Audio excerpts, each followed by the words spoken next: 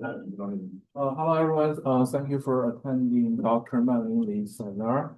Manling graduated from UIUC with PhD in computer science, and later she conducted a year postdoc research at Stanford University with Feifei Li and Jiajun Wu. And now she's assistant professor of computer science at Northwestern University. Her research spans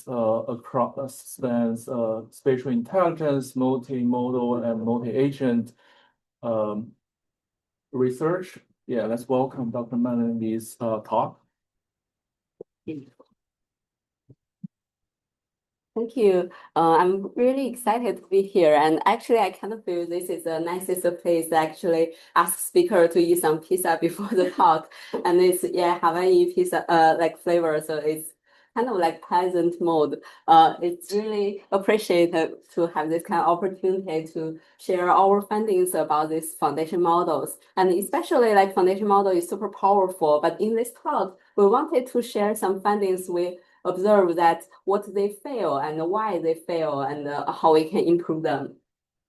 Before we talk about this failure mode, the first thing we want to define is the scope of this talk. So we talk about multimodal, which is mainly about vision and language in this talk. It's kind of more about like currently we have VLMs and we want them to interact with physical world. For example, if I ask the model to set up the table, then large model will actually tell us maybe you should put the turkey on top of the table. But if the robots directly follow this instruction, this is actually what we human will never do. So basically we will just try to use the plates. Like we will firstly put the turkey on top of the plate and then put the plate on top of the table. Essentially, what we want the model to do is they need to ground this high-level instruction into low-level visual details. So that's the part they're missing currently. But essentially, we care about two things. Firstly, whether the model can understand the environment state. And another thing is whether the model can do some actions in the environment. So this is the action trajectory, which is the ordered sequence of the action. If we want to ask the model to perform this kind of task, essentially it's kind of a Markov decision process. So we firstly have the vision language model. That is the foundation model we are working with. But it's not the only party. Another thing is the physical world. So vision language model, their input, firstly is some human goal. And we have this instruction like set up the table. And the next thing, they are kind of observation. So there are two concepts involved here. The first thing is observation, that is maybe like 2D pixels we've seen. So it's basically from the sensor output. Another one called state. State is kind of like the ground truth state underlying this observation. And a lot of cases like state is not kind of directly accessible. So we take in this observation and the output of the vision language model, there are actions. And this action can be executed in the environment. So environment will give some feedback, like reward. So we could basically know about whether the action is good or not. And then this kind of loop is the Markov decision process we try to focus on in this talk. So we focus on three abilities. If you check this vision language model, you can see like we care about input, output, and the entire system. So for the input part, in the talk, we will firstly teach how the vision language model can see the world. And then next thing, we will teach how the model can act in the physical world. And at the end, we will talk about if we have one large system, whether we could control the system to be always doing some action that we want the model to do. So for the first part, I will give some overview about like why we want to work on it. So which one is longer, like in this image?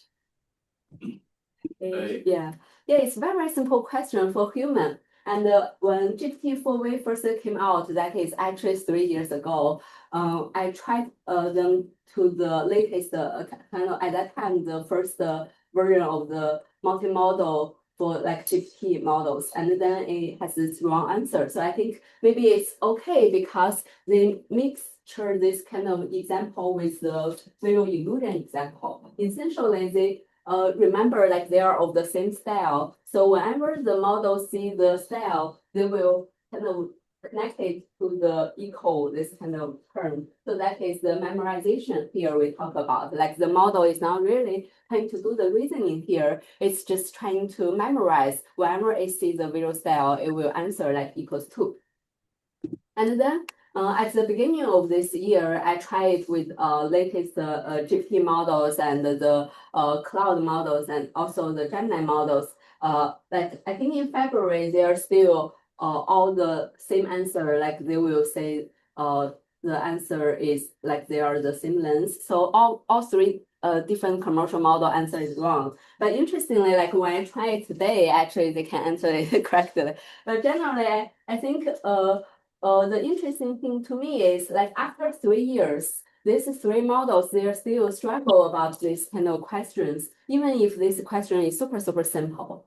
And then if we trace back to what happened, maybe we can better understand why this model are still like struggling about this simple geometric understanding. So back in 2019, it's actually the year when I started my PhD. And at that time, this foundation model just started to have some impact in the research community. At that time, we work on like BERT, GPT, or T5, this kind of language-only model. So my entire PhD is actually trying to connect this language model with the vision part. So for the language model, we call it foundation model, essentially because we just ask the model to predict the next token. For example, whenever we see the cup is, we will try to learn about like the cup is always on top of the table. And then when we try to connect the vision to language, at that time, we feel like language is more powerful, so we can ground the vision part to the language part. And then it actually caused a lot of problems. So later, I did a postdoc at the computer vision community, and then my kind of previous research during my PhD is basically driven by the NLP perspective. And after I get to know about the computer vision perspective, I started to rethink what we have done at the beginning, like from the GPT-4V stage. And then I realized like basically we are trying to make a compromise to learn this vision language model. So we have to ground the vision language, vision modality into the language modality, which actually forces us to make all the images as a sequence of the patches. So basically, we linearize everything, and this actually helps us to understand all the semantic-based questions. Like we could do question answering, we could do like captioning, or we could also do some instruction following. But the problem here is like the model, they basically just lost the geometry because they try to linearize everything as a sequence. We not only linearize the image, but also if we have the video, we will just treat it as a longer sequence of the image patches. And then if we have the chart, for chart, I think it's more geometric centric, but we still just treat them as a sequence of the patches. Even if for molecular structure, like nowadays, when people are trying to use transformer for molecular, like protein foundation model, a lot of cases, the tokenization has been a major bottleneck. And if we just sequentialize everything, then the geometry will be lost. So here, what we really want to do is actually the reasoning. But what we currently are able to learn basically are what can be aligned. So that is the memorization part. And that is mainly about the semantics. So in this talk, we will talk about like how we can move towards to the spatial geometry. That is mostly about like if we try to directly align two modalities, that is the part we cannot be aligned. And then later, after we talk about the first part, like we want the model to see the environment. So we basically focus on like how we can do the cross-model grounding, and then the model can do this kind of repetition learning. And the next part later, we will talk about the action part. So if we teach the model to act, and if we recap this previous example, one simple thing is the model don't really know like what if they execute this action. So as human, we basically know like if we directly put the turkey on top of the table, then the turkey is greasy, so the table will be greasy, and this is some unwanted action. So the major thing here is basically what if prediction. If we directly memorize the things in the training data, the model always say like put the turkey on top of the table. So they will just build the correspondence between table and the turkey. And the reasoning part here is we want the model to do this kind of what if based reasoning that they need to foresee the future and try to avoid this kind of error. And if we try to learn what if action as human, we basically learn it from the interaction with the environment. But for machines, it's very difficult because we don't really have this like multi-sensory data, or it's very costly at the current moment. So we also make a compromise, like we just collect all the static data from the internet, and then we train all the model from the internet static data.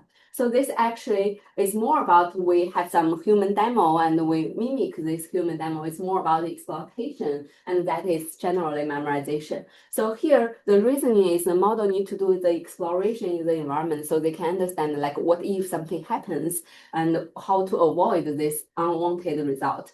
And then in this part, we will talk about like how we can move from the exploitation to exploration. So the model can move from the passive observer to the active explorer. And then after the second part, we basically just talk about like learning paradigm, and then we will try to ask the model to learn this what if based world modeling. Essentially, given the current state and the action, what will be the next state. And after that, the last part, I will not spend much time, but generally try to do the controlling of the environment. The control is kind of like, we don't really just get some post-hoc control. We really want to understand the internal working mechanism of the model. So we basically like just dive into the embedding space. We want to introduce some safety region in the embedding space. That is kind of the control barrier function. Like within this barrier function, the model will always have the correct actions. And outside of the barrier function, it will have the wrong actions. Our goal is trying to make sure the embedding space will always like have their embedding within the safety region, and then we can get a guarantee of this system. So that is the entire kind of structure of the talk. Then I will share some details about how we can achieve the model like good ability and what are their failure patterns in this like C action. So before that, are there any questions? That's great. Yeah. So for this repetition learning part, as we just mentioned, the major problem is like the model is not able to understand the geometry structure. For example, if we have this image, we ask the model to say like, where is the cat? Then we just input the model to VLMs, and then the model will answer something, but we identify it's wrong in a lot of cases. And here we try to firstly open up the model to see like why this happens. So that is a failure pattern we mentioned earlier. The first thing we try to do is we try to linearize everything as a token, as we just mentioned. But for the image part, the token length, like one image will be around like 576 tokens in the lava model. And for different models, they have different token lengths. But generally, one image will equals to a much longer sequence of the tokens compared to text. So here, if you think about the token length, then the image contributes like 90% of the tokens, and the text part, although it's just like longer sequence, longer sentence, but it only consider like contribute to 10% of the tokens. And after we get these tokens, the model will calculate the self-attention using these transformers. And then we see very interesting thing. If we visualize their attention, you can see like although the image part, they have a lot longer sequences as a token, but each token only get a very minimal number of the attention. And then if you check these text tokens, each token will get like much more attention compared to the image side. So in total, actually, the entire image token only gets around 10% of the attention. But text token, although they're much shorter, but they get 90% of the attention. This basically tells us that the vision modality is not really being used or used minimally in the current transformer. All the ability from the current vision language model, they're basically from the language only modality. And then our first thought is, if we open up the model, if we see this pattern, maybe we could just add more attention to the image part, right? So something we realize is like if we check the attention pattern, we can see like there's a bump in the middle part, and generally we will intervene the attention in the middle layer. So what we try to do is we basically just ask the model to get more attention, to focus more on the for example, for this single token, we will get more attention on top of like each visual token. And for the text part, we will keep them the same. And then this actually will not really work. If we check the result, we basically can see the result sometimes will even drop a little bit. This is essentially because the model already trained like with all the distribution like coordinate with each other. And if we directly add some attention, sometimes it's basically making the model perform even worse. So we're trying to think of what actually we can do here to intervene the model's attention. And if we think about like what we human will try to do in this case, if we answer it wrong and we didn't get enough focus over the image, we don't really just try to focus on the image more like generically, but we try to only focus on the part that is important to the question. So that is like geometry aware intervention rather than the kind of general intervention. So what we try to do here is like if we directly visualize their original attention and the answer is wrong, and then we try to do some intervention that we want the attention to be sharper. That basically means like we want more attention to the part that is already focused on. And for the part that the model didn't focus on, we want less attention. So it's kind of like sharper the attention rather than like add more attention generally. So basically here, the model will get more attention over this region and then it can answer it right. So if we think about the difference, previously we just add the attention generally for all the invasion tokens, but now we try to add the attention to the part that is important, but to the part that is not very important, we actually can reduce the attention here. So that is what we try to do here. And then another question is like if we just sharpen the attention all the time, sometimes it cannot handle the things that there's attention already wrong and it can miss some region. For example, here if we care about the book and the candle's spatial relationship, the model's original attention is in the middle side, but we want the model to focus on the candle or focus on the book. So this is kind of some missing region. And if we try to do some intervention here, what we try to do is we want the model to smoother their attention. So it's kind of like we want the model to focus less on the part they already focused on, but focus more on the things they didn't focus on earlier. So it's kind of like broaden their attention window. And then we can kind of just get this answer correctly. Basically, if you think about what we try to do here, we have two patterns. The first pattern is we want the model to sharpen the attention. And then the second thing is if the attention is not really focusing on the correct region, we want the model to smoother their attention. So the problem here, So the problem here is when we should sharpen the attention and when we should smooth the attention. One simple answer we leverage here is just to ask the model to check whether they're confident about their original attention or not.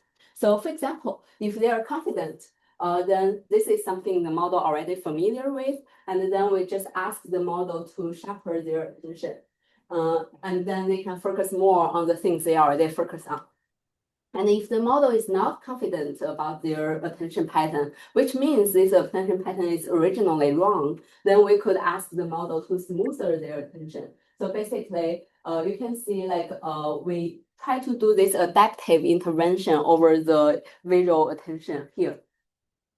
And then the result is pretty impressive. If you check the previous result, we can see like the model's performance about spatial reasoning is really low. It's just around like 50%. And then if we ask the model to do such kind of intervention automatically, this very simple technique actually can give like huge improvement to the tasks related to like a very simple spatial relationship. So the thing here I wanted to learn is basically not just some general method, but more about whether we could open up the model to understand the mechanism interpretability. to really see like what is the wrongful pattern that the text tokens and the image token that are currently interacting within the model, and then how we can like basically this error pattern is like the model has this overshadow of the attention, especially the text attention will overshadow the visual attention. And then we try to see how to mitigate these failures. So we try two different ways. The first way is we just kind of brute force add more attention to the overall visual tokens, but that one didn't work. And later we try to follow the geometry pattern and only do like sharpening when the model is confident and do smoothing when the model is not confident. Then we could actually get this geometry aware intervention to work much better. So this basically tells us that if we want to ask the model to do better cross-model alignment, better grounding between vision and language, firstly, we could understand better about how the attention mechanism is working. And then the next thing is whether we could actually check more from the parameter space. So if we think about human brain, when we process different kind of information, we have two parts in our from the neurobiology literature. Like the first part is trying to handle the what information, and the second part is to handle where information. So it's kind of like one part is about geometry, one part is more about the semantics. So we try to see whether the vision language model also has this kind of feature. And then what we try to do is we try to divide the model like layer by layer, and then try to ground the different functions into these layers. So we firstly have some vision language model that is more generic vision language model. And another one, we have a mathematical model that is basically trained on the mathematical tasks. And later, we try to merge these two models. So the model merging has some assumption that if these two abilities will relate it to the different parts of the parameters, after you merge it, then this model will actually get two abilities. If this, it's kind of like for example, if you are trying to play the game and you have different like tools, and one tool make you can see the environment, and another tool make you can do the mathematical questions. And if you plug in two tools, then now you can do both like see the world and also do the mathematical questions. But if the model actually has this conflict between two tools, then we cannot directly like plug into two tools. So basically what we try to do here is like whether the model can gain these two abilities by directly merging their parameter. It's like no training at all. And we actually found like this merged VLM can show good ability on the mathematical VLM questions. That actually tell us that this merging is working. Then the parameters for the like model to see the environment and the parameters for the model to do the mathematical questions, they are kind of disentangled. So then we are trying to see like how these parameters will be related to different ability. So what we try to do is we just try to use this merged model to compare with the original like model, and then try to swap their layers. But generally, we see like if we replace these two layers with original model, then the geometry ability will change a lot. That means these two early layers, they are used for the model to see the environment.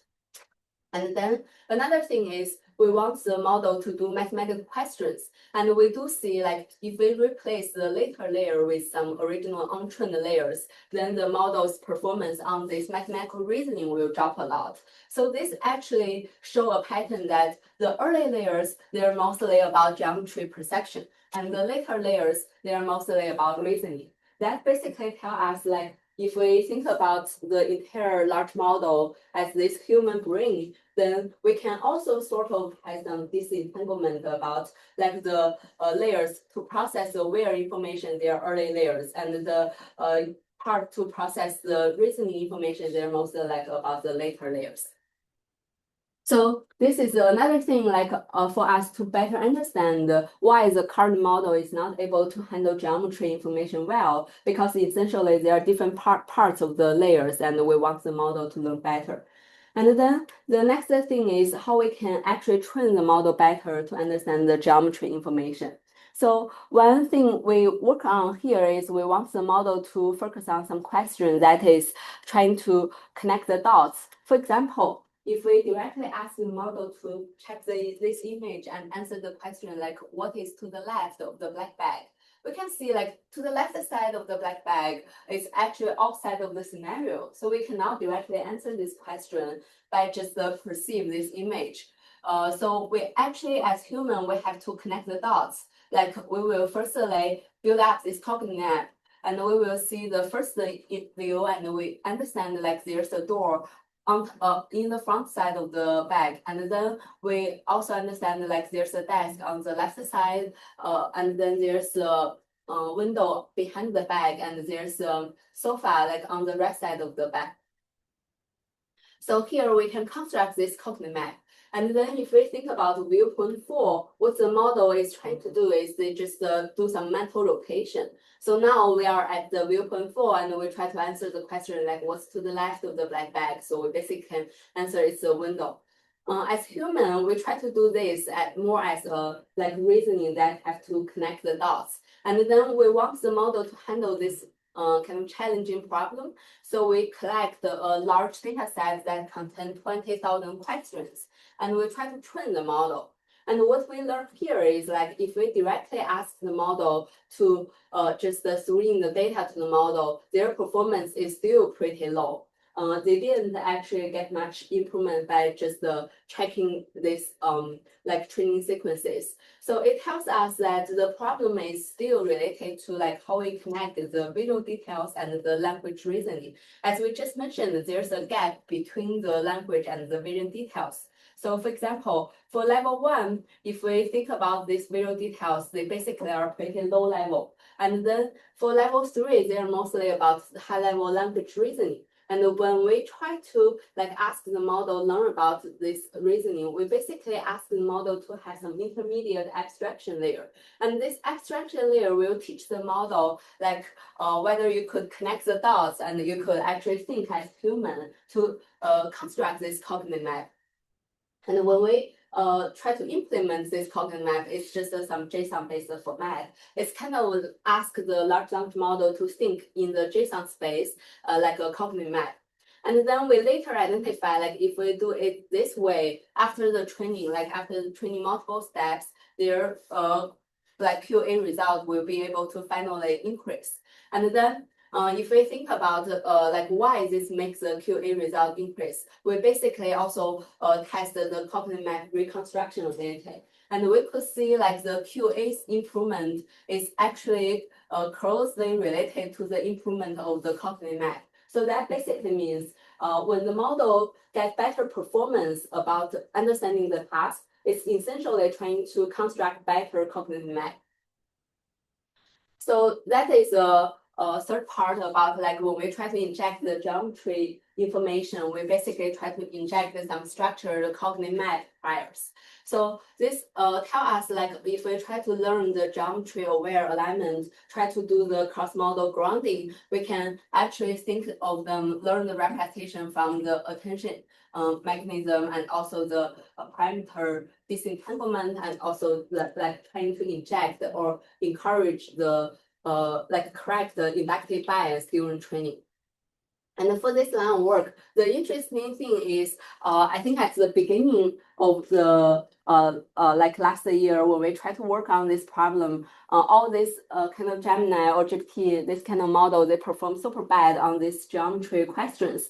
But now, like if we check all the geometry like data sets, they are already included in this kind of commercial model recently, and they will actually have a special section to focus on this kind of spatial understanding. So this is some direction I kind of feel at least will be very popular for the next 2 to 3 years because the model's major bottleneck at the current moment is mainly about how to understand the world, how to understand the geometry. And then the next part, sorry, whether there's any questions for the first part. Let's go ahead. So for the second part, we try to teach the model to interact with the environment. That is, try to teach the model to act. So here, as we mentioned earlier, we also have this kind of training paradigm that we ask the model to not only just memorize what they see in the training data, but they should really do some reasoning. That is, even if the model is not seeing the scenario in the training data, they can still do it.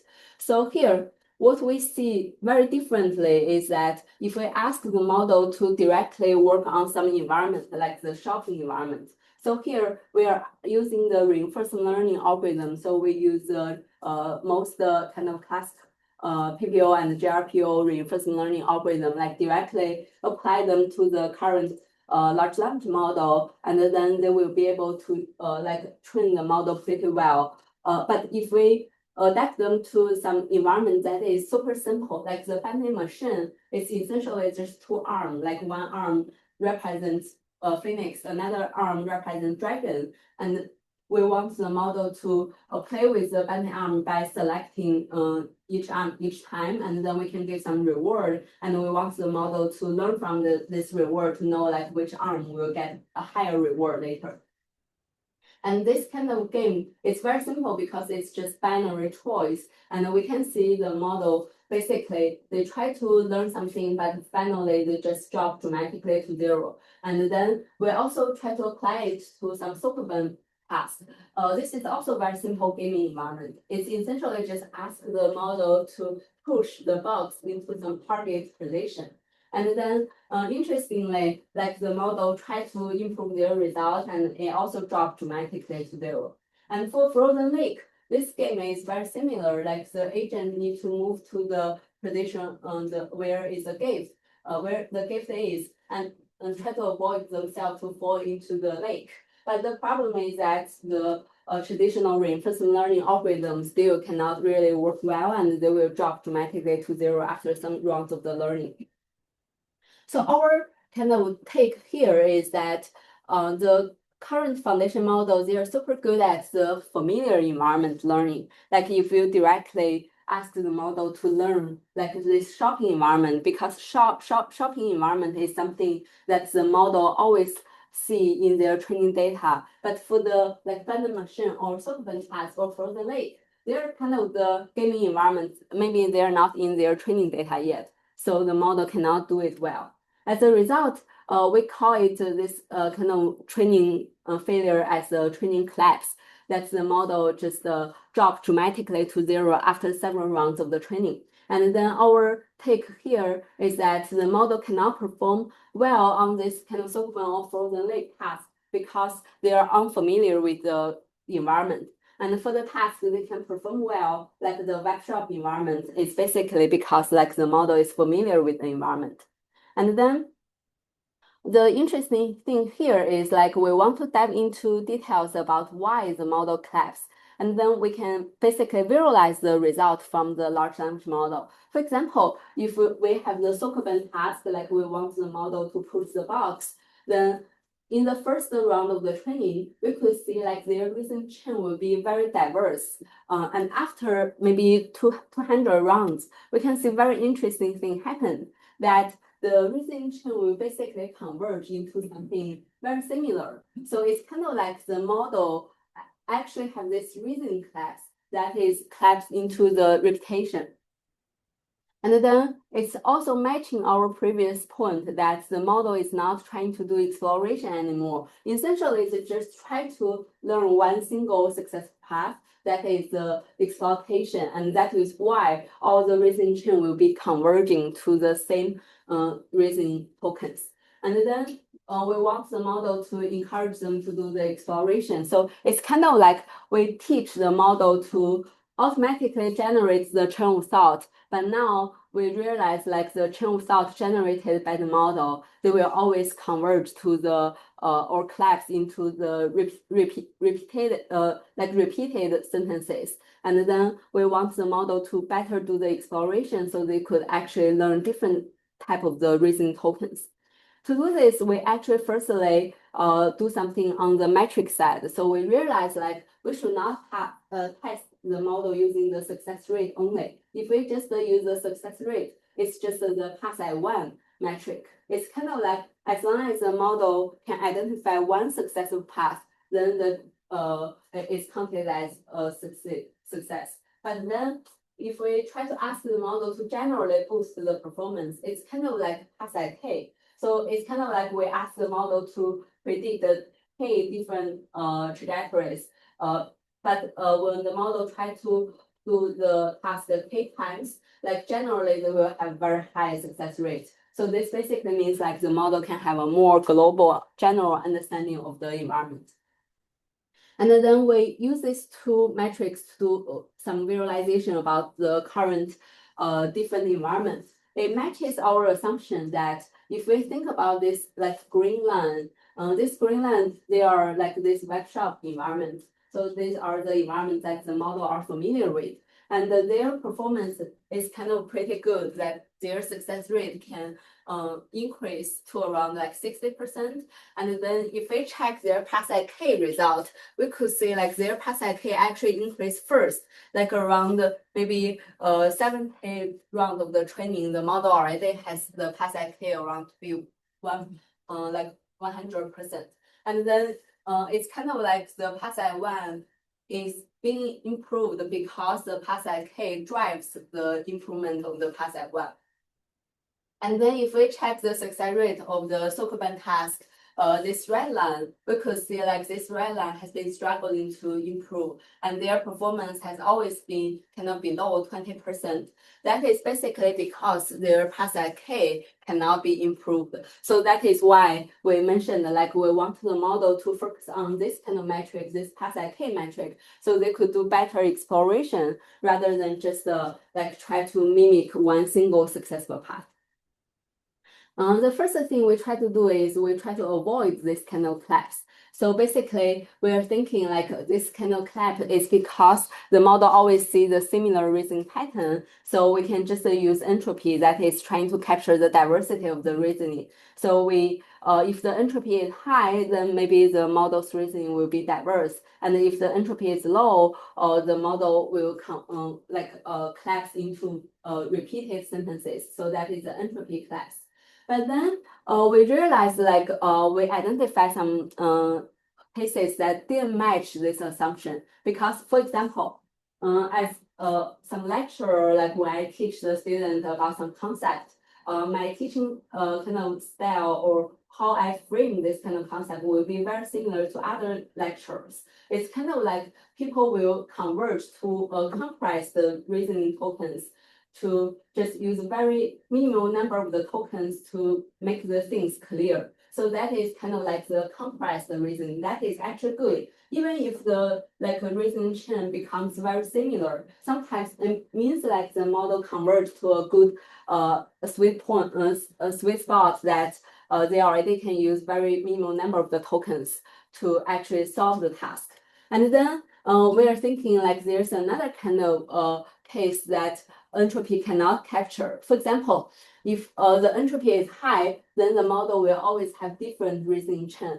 But this reasoning chain, they are basically just some like common tokens. For example, the model say like, let me think it more carefully, or let me plan the steps, or let me avoid the traps. So this kind of reasoning chain, they're not specific to any tasks here. Like you can apply it to Sokoban task, you can apply it to web shop task.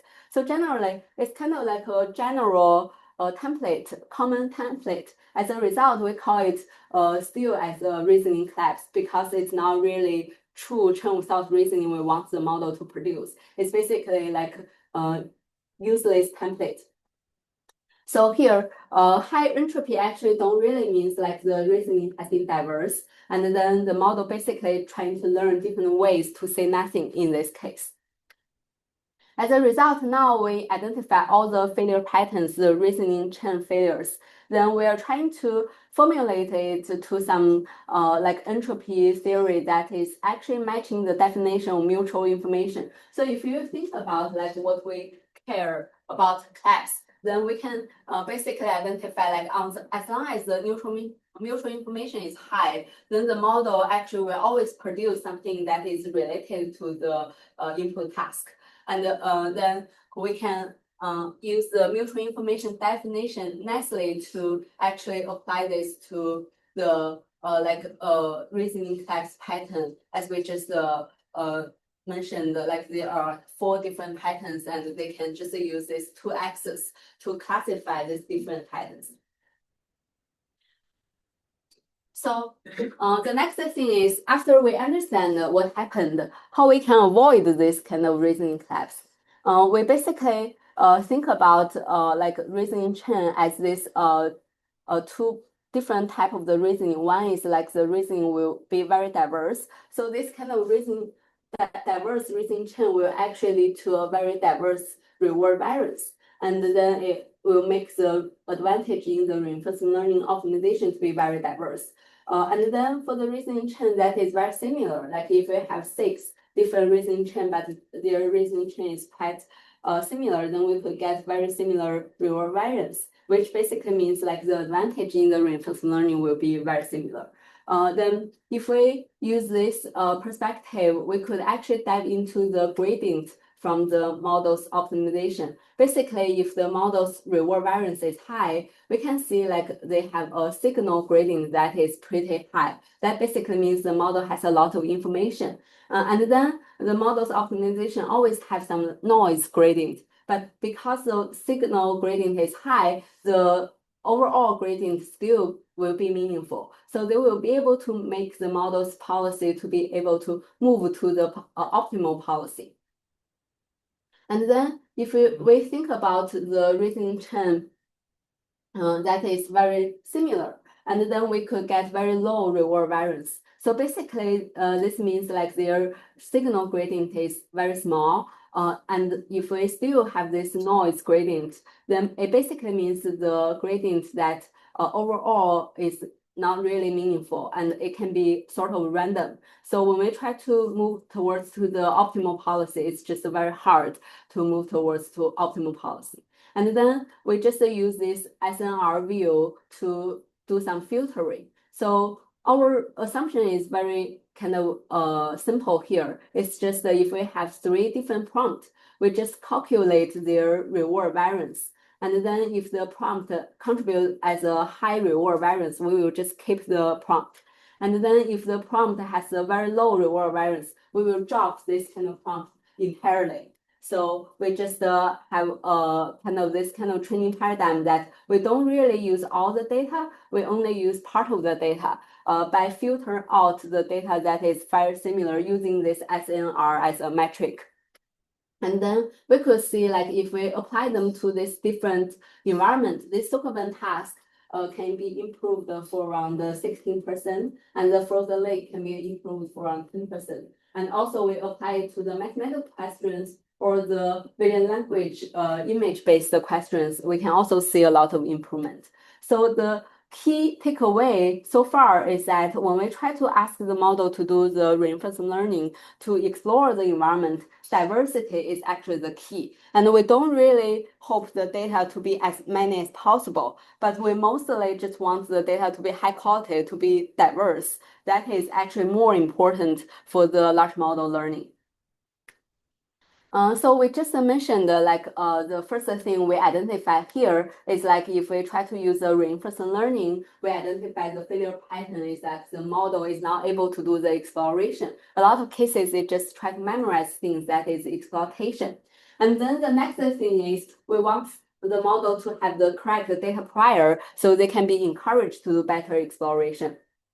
So the exploration here is related to word model we just talked about.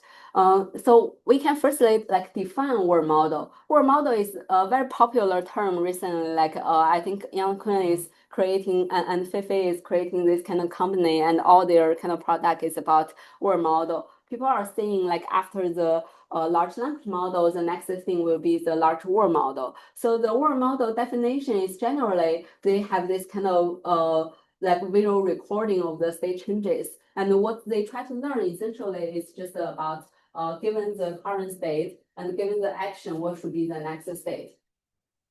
It can be like a different type of the representation. For example, if this kind of state, there are like 2D pixels, I think like Young company is more about like this. And if this kind of state are the 2D like point clouds, 2D features, then it's mostly like Fei's company is doing that. So basically, they're just working on one model, but the formulation of the state and the formulation of the action can be different for different companies. That's like the beauty of the current world model research, like people didn't really converge yet. And what we try to do here in this work is we want to ask the model to internalize this kind of world model ability. Like we don't really want some external world model to be plugged into the model. We actually hope the model to think like a world model by themselves. For example, when we try to handle this environment changes, we basically are trying to work on this partially observable Markov decision process. That basically means like although the environment has some ground truth status, but we cannot understand the state. We actually have to only use the sensor output, so that is the observation. For example, it can be like 2D pixels of this kind of environment. And then as the large model, we want them to build up their internal belief. This internal belief, they can be just some verbalized understanding of the environment. For example, to understand this kind of 2D pixels, we can actually do some grounding, and then the agent, the VLM, they will do the understanding like the red cube, they has a position, and what is the position of the green cube and purple cube as well. And then the model will try to predict the action. So the action will be like the model try to verbalize how they think to achieve this goal. They will think maybe I need to firstly pick up the red cube and place it on top of the green cube. And after that, we can also ask the model to think or simulate what will happen in the future after they execute this action. So this is a what if part. And then the model understands maybe if I execute this action, the position of this 3 cube will be changed. So after that, we can actually make this action to be predicted, and they can be executed in the true environment. We can get the observation and do next round of the prediction. So if you think about the world model here, essentially what we care about is just whether the model can do some mental simulation about the future. And then we can learn the reward, we can do the reinforcement learning as we just mentioned earlier. So if we try to extract what we try to do here, it's just that we move from this Markov decision process to partially observable Markov decision process. So basically, if we have this kind of Markov decision process, we ask the model to learn the state changes. Now we have like partially like Markov decision process, then we have two steps.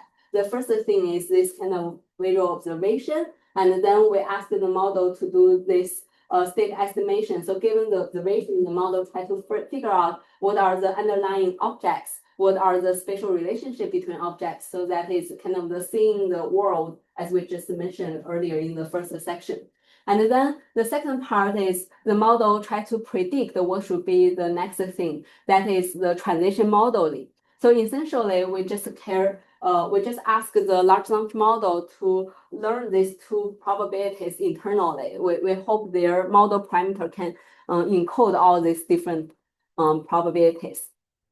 So when we try to do this, we just ask the model to like do the reward shaping, like learn better reward for the state estimation. For example, we just ask the model to predict, verbalize like what they have seen in the current observation. And then after they say something, we try to use this to compare to the ground truth current state. But because they are kind of all the tokens cannot be directly calculated similarity, so we just use like LM judge to learn about what's the prediction and the its distance with the ground truth, so we could get some reward for the model. And then another thing is we try to learn the transition modeling part. That is try to learn about like mental simulation, what should be the next. And then when we try to learn that, we have the prediction, and the prediction will be able to also compare with the ground truth next state. So we could also use LM judge to get a score for the prediction, and then we could just use this kind of environment feedback to help the model better learn the abstraction of better learn the observation and the prediction. And the result is pretty good, actually. So if you see the result from our method, these are the blue bars. These are just a trend on 3 billion parameters. And we can see their performance sometimes can even beat the model that are 7 billion more or some commercial models. Essentially, it's more because these models, they are not kind of well trained on this environment that they are unfamiliar with. So we basically try to teach the model, learn the world model so that they can do some tasks. Like even for the robot manipulation task, the model can try to predict the positions of the different objects, and then they can do some reasoning and they can finally finish the task. And then we just talk about like for the prior part, we try to encourage the model to learn the world model prior. So the next thing is we try to understand like what is the best stage, like when should we inject this prior? And then this related to how human will actually learn the world. For example, when we are a child, we don't really have a goal. So we just try to play with the environment. And then later, like maybe after we become like more aware of this like semantics of the environment, we can have some goal, like maybe I can find a toy. But generally, on stage that is just play with the environment without a goal.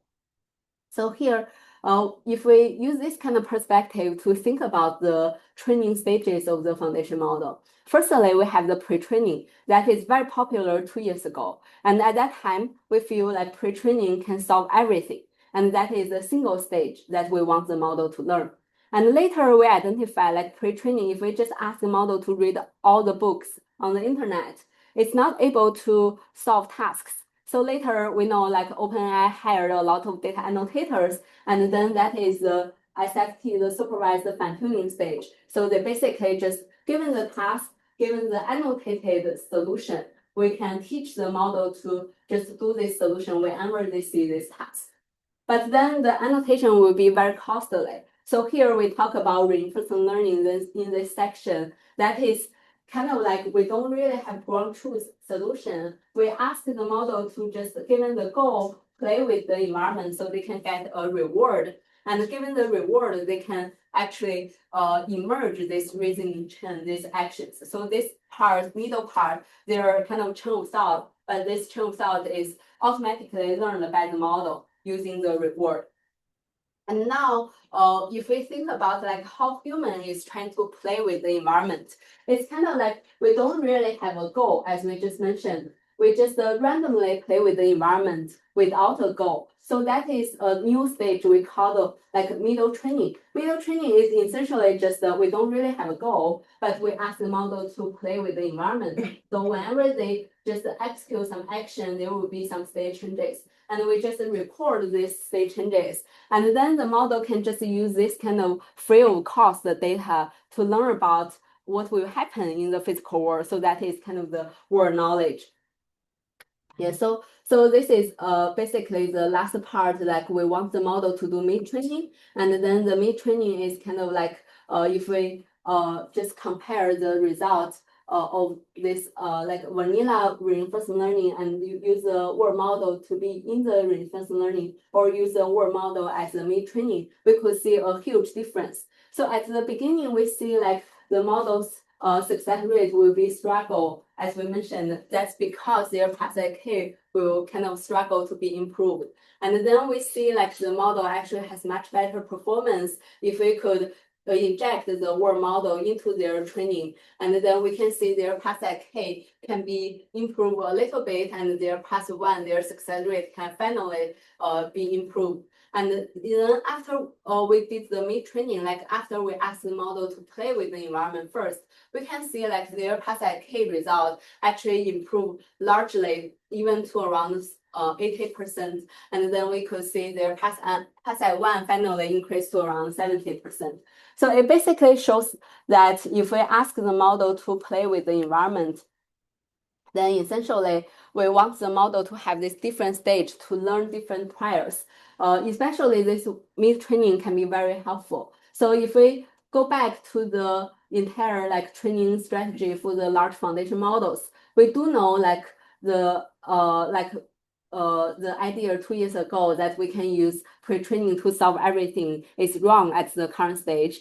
And we actually do some compromise that now we have this multi-stage based training. And for the self-supervised fine-tuning stage, we actually hire a lot of humans to do annotations.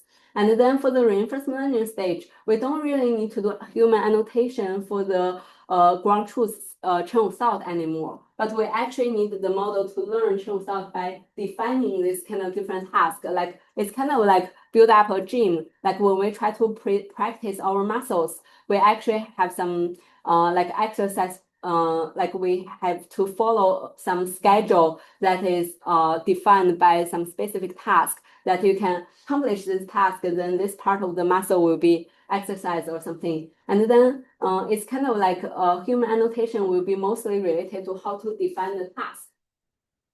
For the mid-training part, it's kind of essentially play data. We don't really need to do any annotation now. It's kind of like free of cost data, like we just leverage environment, leverage external tools to teach the model, learn them. So generally, it's kind of like we try to use this multiple different stage to encourage different data priors or inductive bias. So we do know like one single stage cannot solve that. So for common knowledge, we encourage them in the pre-training, and for the instruction following, we encourage them in the supervised fine-tuning stage.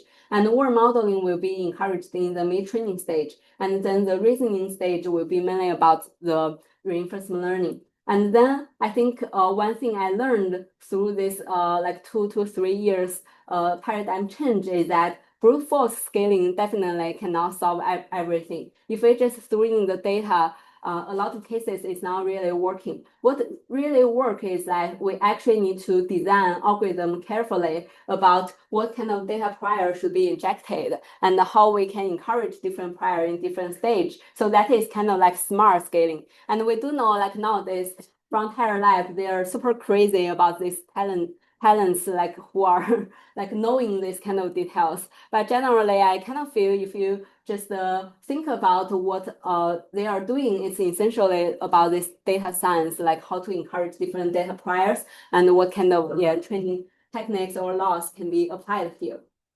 So this is the third part about the exploration, and finally this the second part. Finally we see some demo, like if we try to ask the model to pick up the red cube into the blue cube, we can see like the model can verbalize their reasoning chain. So all these reasoning chain, they are basically chain of thought sequences automatically generated by the model. So we don't really have any supervision for the model, but they can actually gain this chain of thought ability by themselves. And I think it's pretty impressive for me to work with these foundation models. Like every day, they actually bring up something that I previously don't really believe that they can achieve. So for this kind of paradigm, we also see like this kind of paradigm has been very popular, that how we can use reinforcement learning to do like searching tasks or trying to do some other like agentic based task. So the last part, I will not spend much time. It's mainly about controlling. So controlling is just like, for example, if I have the like unsafe question answering, and then I encode them into the embedding space, and then I try to have some like neural network on top of it as a steering vector, so I could steer it to a safe QA space. But generally, this is kind of some like steering using a linear based kind of vector, use the linear vector to steer it from the negative space, embedding space to the positive embedding space. And then what we try to do here is we try to treat it as a flow matching problem. Like given the current unsafe plan and the safe plan, we want the model to just gradually like move towards to the safe plan. So it's kind of like we change to this multi-step based steering. And then if we try to do this multi-step based steering, the good thing here is like we could introduce a safe region. So for example, I could apply a control, like whenever the trajectory outside of the safe region, the trajectory can be like controlled to fall back to the safe region. And then the only problem is how we can learn this safe region. So basically, as long as we can get the positive data samples and negative data samples, we basically can formulate the entire embedding as a like neural ODE dynamic system to be changed in a multiple step. And then we could calculate their derivative and constrain their derivative to be always like within the safe region. So the constraint is kind of like in the safe region boundary, the control barrier function should be equal to 0, and within the boundary it should be larger than 0, and after outside the boundary it should be smaller than 0. And then we try to calculate the derivative on the boundary. So derivative on the boundary should be always like larger than 0.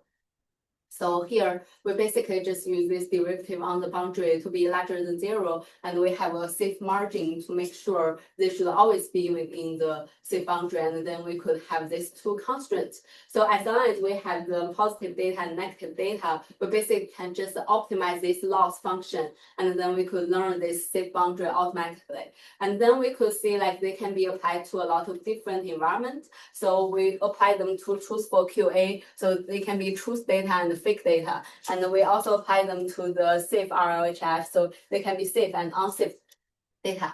And it can be also like toxic and non-toxic data. And we can also have like success plan, the failure plan. So if we do this, then basically like we could learn something, even if for the robotic space, like we just ask the model to put the ball into the drawer. Like for the safe plan, they could do it correctly. But before steering, actually the model cannot do it. So generally, what we try to do here is for the cross-model alignment, we want the model to be geometry aware. And then we try to encourage the model to do better exploration. That is why we want to work on the world model part. And for the control part, we basically just formulate them as a neural ODE process. So we could make sure the model's trajectory to be always within the safe region. And in the future, basically, we want the model to move towards this multimodal reasoning intelligence. Especially, we not only want to learn what can be aligned, but we really want to learn what cannot be aligned and what are the failure patterns and how we can fix these failure patterns. I'm happy to take questions.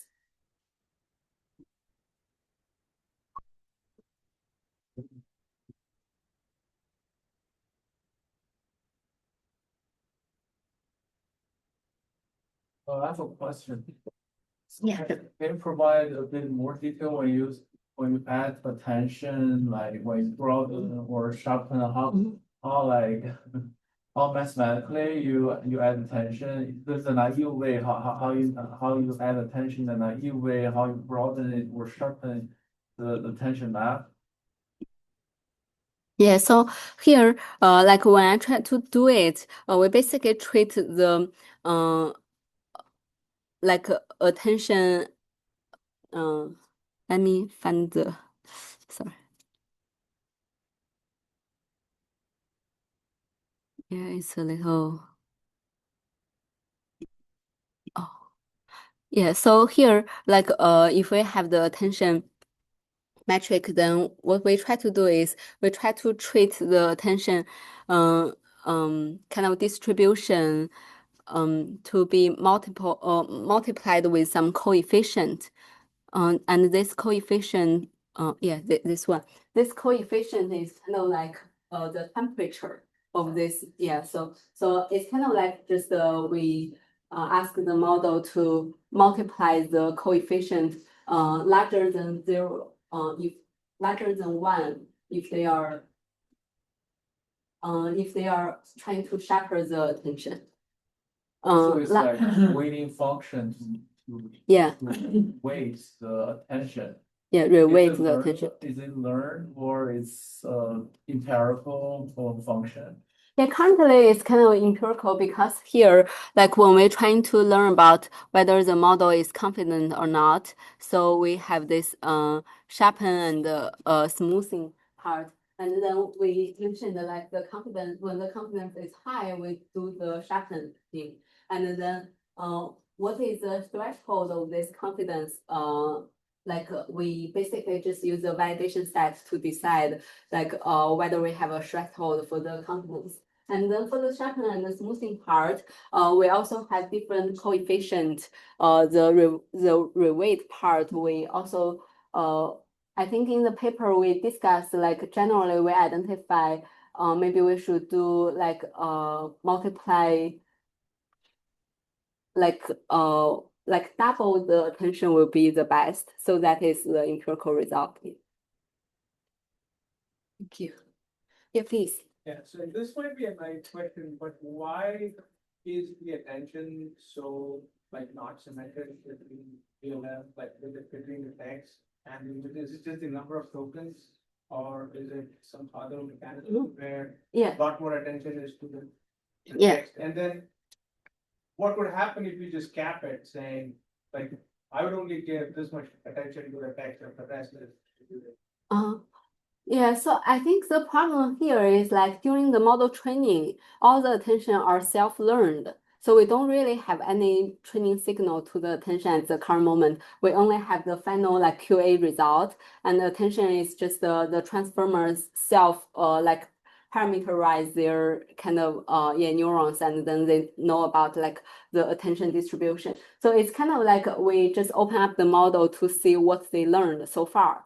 And why they learn this, like all the attention basically focus on the text part, is because the model architecture, as we just mentioned, we make a compromise that we try to use the language model as the base, and then we project the vision to the language model side. So as you can see, like the language model part has been learned at the beginning, and that's why they actually get most of the attention. But we do identify like this kind of paradigm will introduce a lot of problem that the vision part will be kind of ignored a lot of cases. And then we try to intervene this kind of interaction between vision and text. So that's why we mentioned like we need to like enhance the vision part of the attention. And then, as you mentioned, like there can be some constraint over the attention. It's just, I think at the beginning, when people try to work on transformers, they identify like if kind of constraint will not actually do much good for the model performance. If you just ask the model to learn from the data, then as long as the data size is enough, the attention pattern automatically learned will always be better to be compared to the ones that has this kind of prior injection or something. So that's why I think here what we are doing is mostly about trying to open up the existing already trained model and try to do some intervention on top of this trained model. So I do agree with you that I didn't show the slides later, but I have some ideas that I can feel will be very important, that in the future when we try to learn better representation, essentially we really care about like how we can add in different kind of constraints, like the keep the model to have this invariance or equivariance based constraint in their representation space. Generally, I think at the current moment, it's not something we should add in the attention layer directly, but we should have some way to encourage the model to move forward to this direction. That is more about how to design the data priors. Thank you. Please. Kind of related to this question. Why do we need a language model at all? If I'm referring to the third part of the thought, control rollout. The purpose is not, communicate verbally with the, except for the first instruction. The robot doesn't need a language, or as the infant or animals, they can do all kinds of things. But they don't have to have a language. That's true. According to your reasoning chain. These are all language. Why we need a language model at all? So I think the thing we can perceive it like this. So if we directly want to learn from the like robotic task, the major problem is still the data problem. Like we don't really have enough demonstrations. And if we collect all the like surveillance video, the first problem is like surveillance video, they don't really have much information. And then even if we can have a lot of video data, the problem is that we don't really have good model yet. As we mentioned, like the model don't really have like at least the transformer, I think they are not a good architecture for vision yet. It's good for language because language is very dense. and they can calculate the self-attention between every tokens, but that somehow makes sense. But if you think about like surveillance video or just a general video, for example, if there's a camera like recording my talk, a lot of cases like we only need to track like some pixels related to maybe my hand or my mouth. A lot of other pixels are not changed. But if you think about the current transformer, they need to encode everything, and the attention they need to automatically learn about like which part to focus. That is very sparse, so that is why the vision attention has problem. And then we just mentioned like the major problem why we don't really learn from the robotic data or vision data directly is we have this kind of data problem and we have the model problem. And then why we want to use language here, I think the assumption is that as human, we basically try to summarize our knowledge or condense everything into the language space. And that is a more kind of like an accelerator about learning.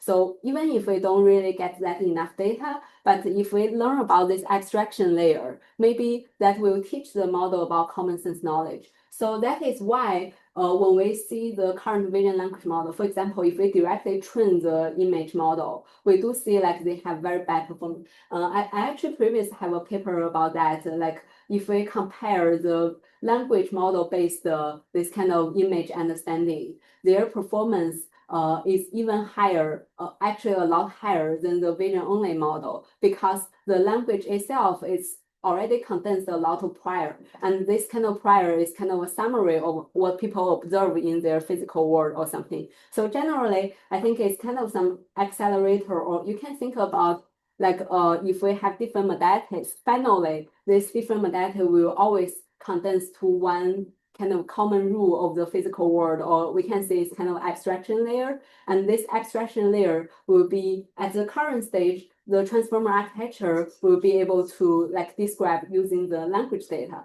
It's very easy to distill this kind of knowledge from language. So that's why we always use this language as a backbone, because empirically it can show like the model actually can leverage these priors. And also we can show like this kind of learning paradigm will kind of be accelerated if we have a language as part of the bridge. Yeah, does that answer the question? We can talk about that. Yeah. Yeah, so basically, I think she's saying you want a truck, but you don't have a truck, then you have a tractor, then you say, yeah, but then you use tractor to as a truck. Yeah, but I do agree, like at the end, I think there will be like a vision foundation model that work much better. And that's, I think, the most exciting part for the foundation model work area. So I heard some rumor that XAI actually has a lot of drama recently. And their kind of language only team basically restructured entirely, but their multimodal team is still pretty stable. I think it's mainly because like the multimodal side, they are they don't really have very converged technique yet. There's a question from the chat window, and should be that in any suggestion about missing modality? Yeah. Yeah. So the imbalanced data modalities, it's the major thing, yeah, we care about. So I actually have some ideas about this. But generally, I kind of feel for the missing modality, the first thing is we need to identify the inductive bias that we want to encourage. And then if we can, for example, when we try to work on the vision and language, previously, I'm kind of the NLP researcher, so I firstly tried to use the vision prior to help with language, but all the experiments basically failed. So then I started to use the language prior to help with the vision, and that one will always be successful. So I think to me, this kind of imbalanced data modality, they can actually borrow a lot of information from this dominant modality, but they do have this kind of overshadow issue. And when the overshadow issue happens, I basically try to focus on the what kind of inductive bias I want to introduce here. So for the vision language, I think it's mainly about the kind of the spatial geometry inductive bias we mentioned. But for audio, I think it's mostly about the temporal, this kind of inductive bias. And biomedical, I think they also have structured geometry, and robotics, maybe the dynamics, the other modalities, they will have this kind of inductive bias or this modality-specific inductive bias. So I kind of feel the first thing is to think about what cannot be aligned. And for this model-specific inductive bias, how we can kind of get enough data prior or some other kind of mechanism, as we mentioned, like attention or parameter space understanding, this kind of thing to help this kind of imbalance issue. Yeah, that's another question, like multimodal learning to help with the causal factors. So I think for multimodal learning for causal factors and the fairness in the demographic settings, that is one thing one of my PhD students 参与 like mainly work on. And we recently have a paper together with Columbia University about multimodal bias for these demographic features and also some other kind of features. So for that paper, we do care about the decision-making thing. It's kind of like we have some example that we have a group of people and then ask people to answer questions like which person will be likely to get the maybe PhD in computer science or something, and they show some bias towards to like gender, and they show some bias towards to like races and some other things. And then we basically feel like for this kind of multimodal bias and the decision making here involved is like what kind of feature will be related to the like question. We try to systematically do some research, and our assumption is kind of like the model will need to actually not only just do some post hoc processing about this bias issue, but also during the training, I think it's still more about like data distribution issue and how we can actually do that in the parameter space by I think the parameter space is still very similar. Like if we identify this kind of different bias, then maybe we can try to learn some disentanglement, and during the reasoning, this disentanglement, because causal reasoning is essentially about identifying the confounder factor, then we could actually ask the model to learn the true confounder factor rather than some other kind of factor that is mainly the bias factor. Yeah, there's another question about how we can get the confidence for the attention for so the confidence part I mentioned it briefly to Mengyu earlier. It's mainly about how we can use the validation set. So we do have a small validation set, and then we use the validation set to decide the confidence threshold. But in the paper, we also talk about some other kind of metrics. For example, we could use skewness. That is kind of like how imbalanced the data is. So if we use the skewness, then it can be some automatic metric to help the model decide whether they should be sharpened attention or they should be smoother attention. It's kind of like if all the model are predicting very similar things, then it's kind of the confident cases. If the model always predict randomly, then it's kind of non-confident cases. So skewness is kind of one thing that is automatically can be learned for this confidence thing. But in the paper, we also report that skewness is not perform as good as using the validation set. So when we calculate the confidence, we tried the way that just the empirical way to identify the confidence threshold or use some automatic metric. So the details are included in the paper. Yeah, that's great. I have a question about your word model.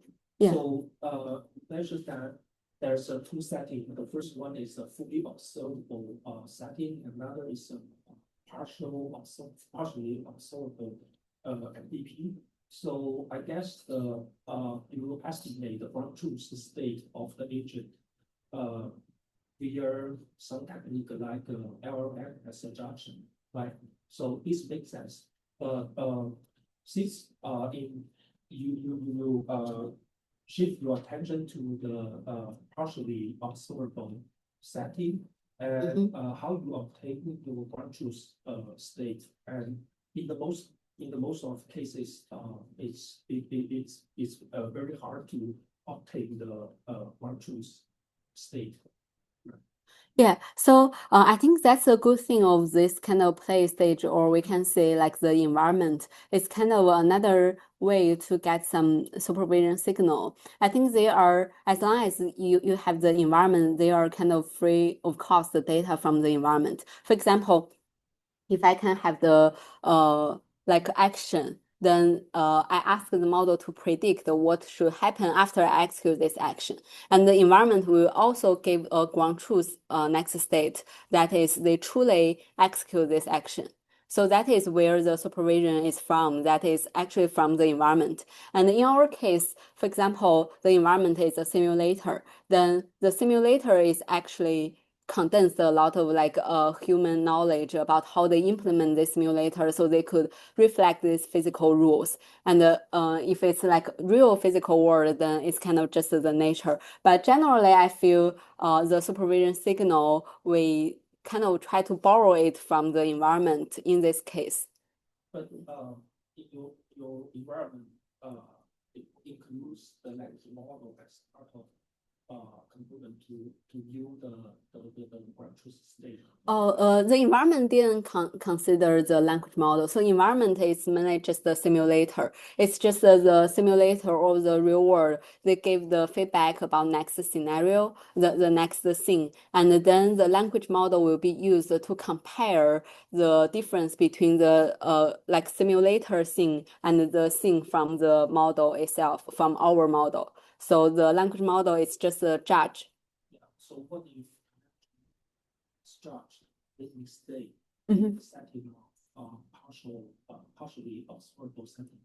Yeah, so I think here we generally use another kind of language model to serve as a judge. So as we mentioned, like our own model, it's also a foundation model based research, but it's generally we try to choose another kind of type of the model to serve as a judge. And then, as you mentioned, even if we do this, the judge side they could make errors. But the problem here is that we do see.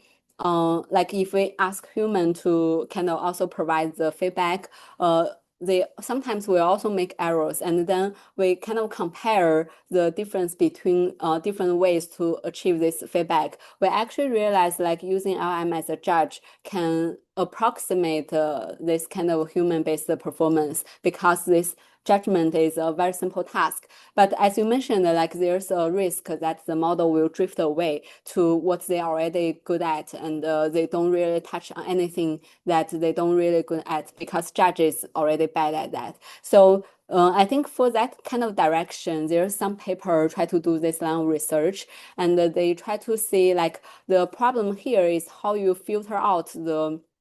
So you don't really directly use the result from the language model as a judge. You should do some like filter out.